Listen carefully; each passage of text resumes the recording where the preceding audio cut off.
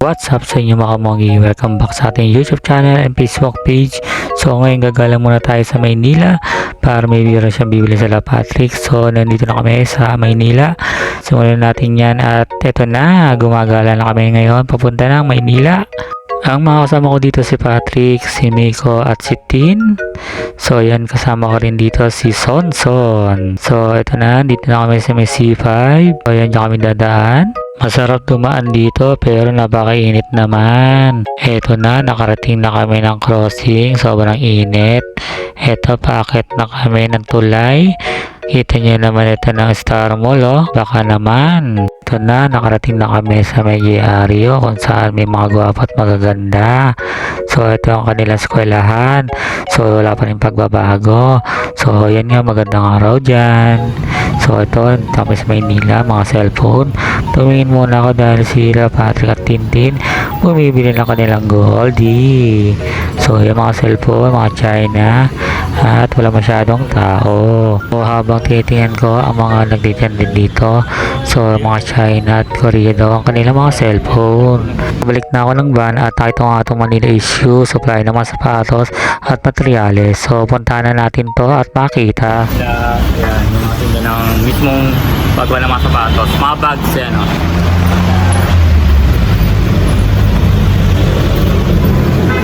Makita nyo, hello po kuya.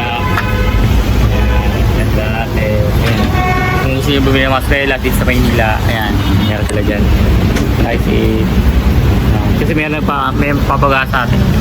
Isa sa mga classmates ko na Vans, papalian siya, pa-start siya ng Rigdo, cleaning sa ano, bumili ako ng black, so suede.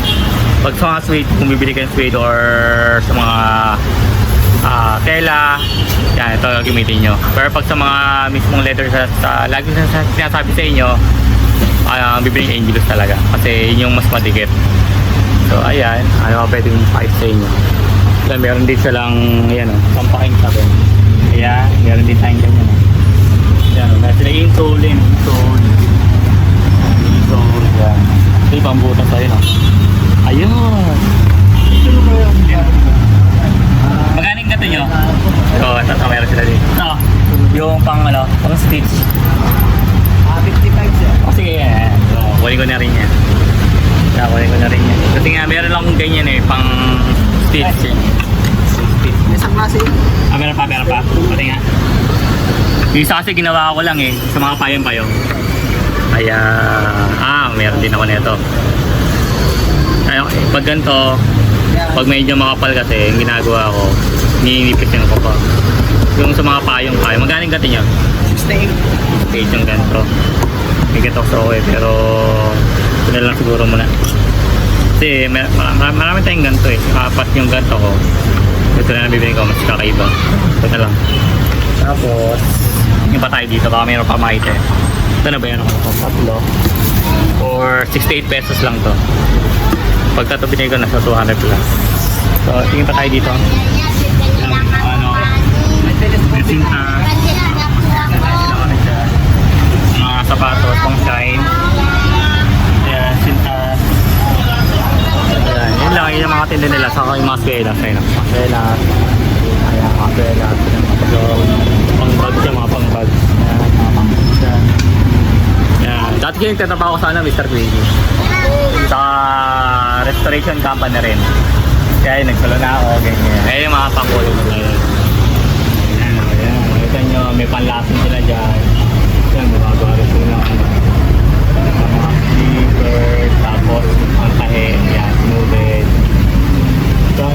Saan yun? 15? Ayun ba yun? Mga size. Okay. Meron pa akong pang tahe. Ayan. Ito pang cleaning natin.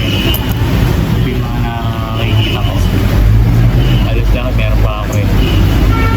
Ang tahe, meron pa ako. Magkano yan niya? Sinulit niya na white?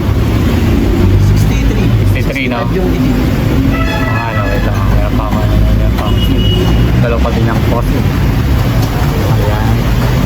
Kung gusto nyo mag-start ng business, magsimula mo na kayo sa mga cleaning, ganyan, sapatero. Pwede naman tayo, madali mo tayo. Tinuro ko naman sa mga YouTube ko yun eh. Makita nyo naman yun. Yeah. So kung pupunta kayo dito sa Maynila, ayan. Ayan lang naman, yan. Manila High View. So ayan, dito na tayo at para pa tayo pupunta. Okay, bye-bye.